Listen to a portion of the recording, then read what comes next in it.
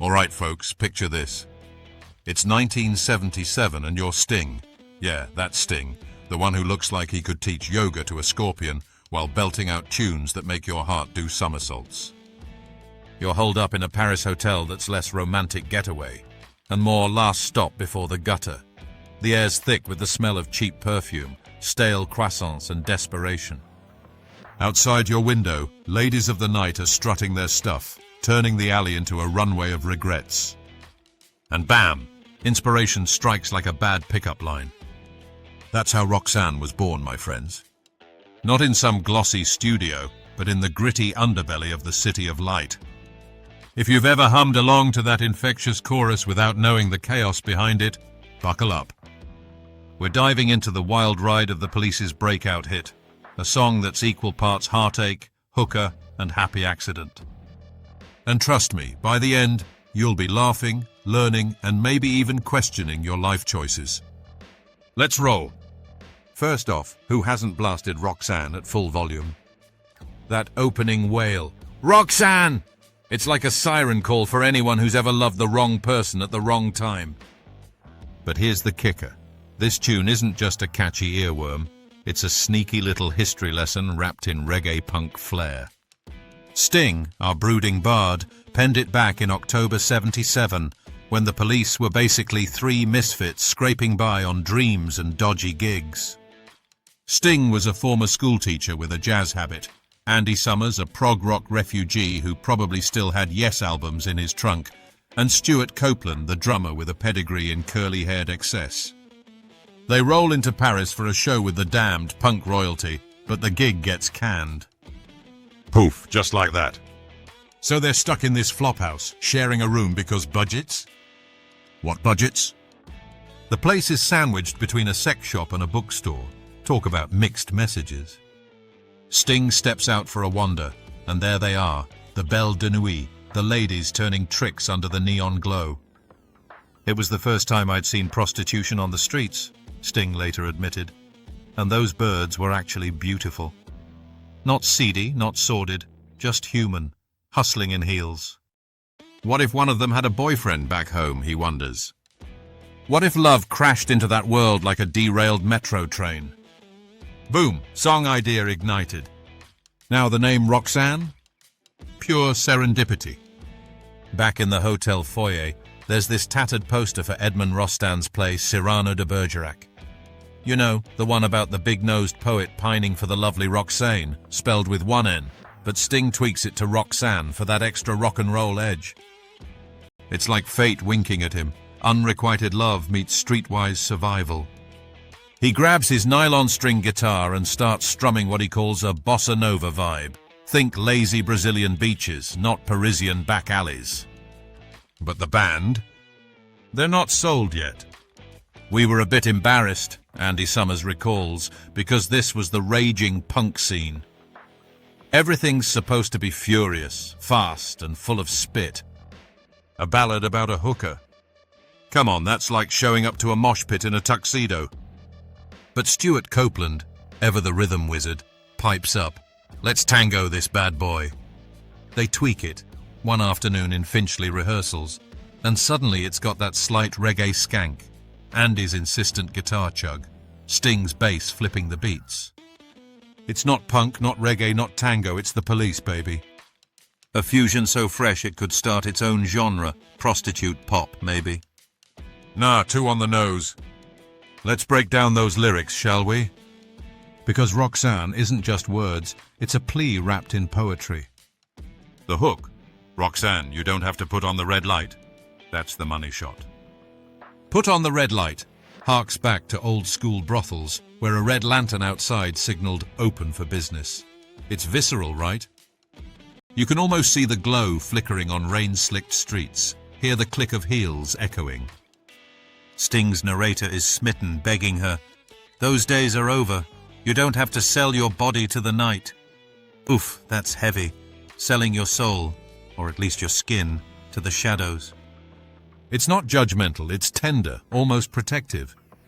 "I loved you since I knew you," he croons, like he's confessing over cheap wine. "And I wouldn't talk down to you." That's Sting slipping in a nod to respect, No slut-shaming here, just a guy seeing the woman beneath the work.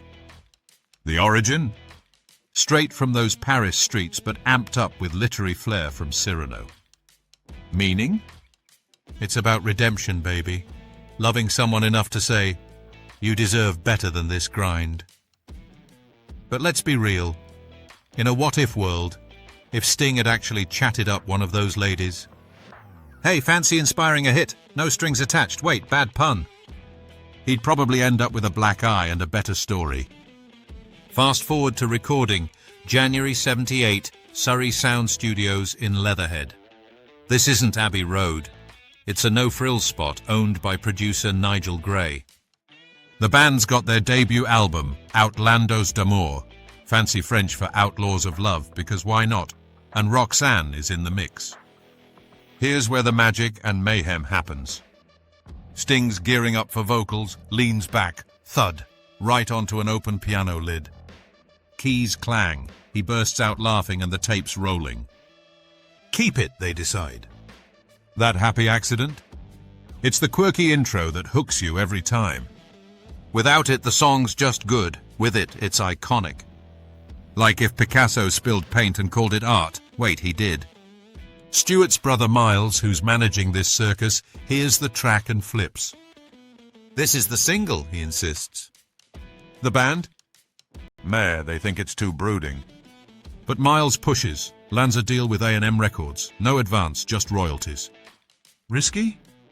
Like betting your rent on a three-legged horse.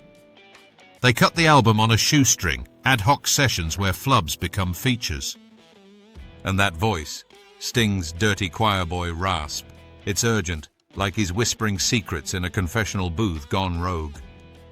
Release day, April 7, 78, UK single drops. And crickets. Flops harder than a punk at a polka party. Why? The BBC snubs it, no playlist citing the prostitution theme. There was no talk about fucking in it, Sting griped later. It wasn't smutty, it was a real song with a real felt lyric. Enraged, the band and A&M slap up posters, banned by the BBC. Turns out, it wasn't officially banned, they just ignored it. But the hype? Genius marketing.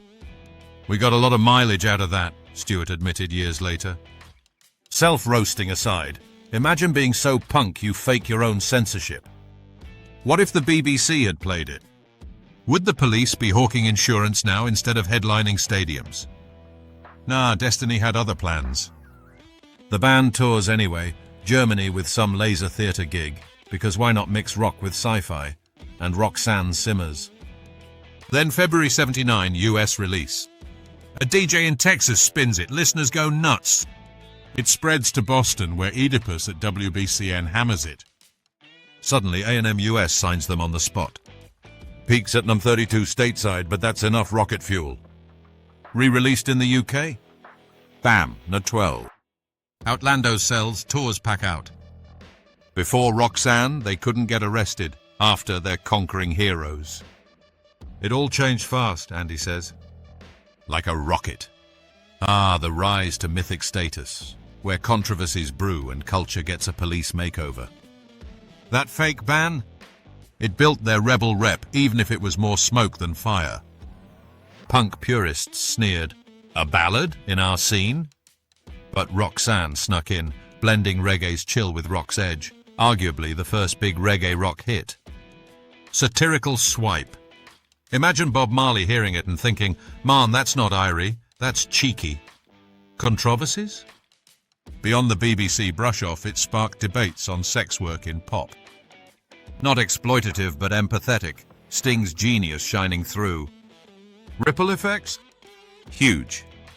It launches the police. By 79, they've got #1s like Message in a Bottle and Walking on the Moon, album Regatta de Blanc, tops charts. Culturally? Eddie Murphy belts a hilariously off-key version in 48 Hours. Talk about boosting street cred. Then, Moulin Rouge in 2001 twists it into El Tango de Roxanne. Ewan McGregor raging with jealousy. Genius remix. TV nods everywhere. Friends spoofs it as Roxanne. The Office slips it in. Even a drinking game. Guys chug on Roxanne, gals on Red Light. What if you play solo? Liver Failure by verse 2. And Arctic Monkeys When the Sun Goes Down in 2006? Straight shout out. Said who's that girl there? I wonder what went wrong so that she had to roam the streets. Bet she's delighted when she sees me, 'cause she'll know I ain't no Roxanne. Boom. Intergenerational torch passing. Now legacy and lasting weirdness. Roxanne isn't just a song, it's a cultural chameleon. Inducted into the Grammy Hall of Fame in 2008, numbered 388 on Rolling Stone's 500 Greatest Songs, VH1's top rock tracks. It's shaped rock, proving ballads can punk out. Obscure trivia alert, Sting's original lyric sheet. Covered in doodles, clocks at odd hours, an hourglass, a sundial, prison tally marks, a vortex. I imagine I was drawing these as I listened back, he wrote. Time themes, fitting for a tune about fleeting nights. Weirdness.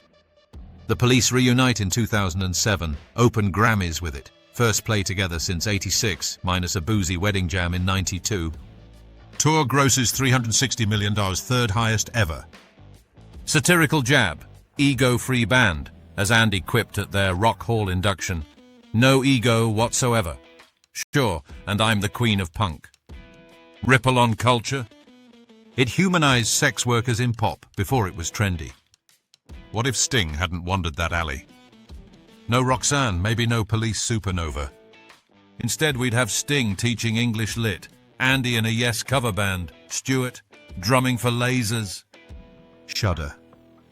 Wrapping this up, Roxanne is proof that genius blooms in the weirdest soil, from Paris pimps to piano flubs. It's funny, filthy, and profoundly human. Sting's a provocateur poet, respect to that. If this tale had you chuckling or pondering, smash that like button, subscribe for more rock revelations, and drop a comment. What's your wildest Roxanne memory? Until next time, don't put on the red light, unless it's for karaoke. Peace out.